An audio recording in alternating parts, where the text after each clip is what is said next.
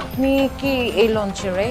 যে মই এই লঞ্চেরই যে আচ্ছা মানে লঞ্চে যদি কোনো কমপ্লেইন থাকে আই মিন কোনো অভিযোগ থাকে কাকে করব?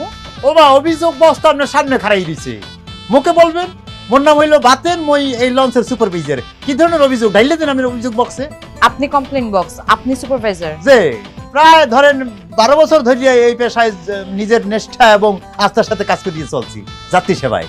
আচ্ছা দেখেন তো এই টিকেটটা ঠিক আছে কিনা।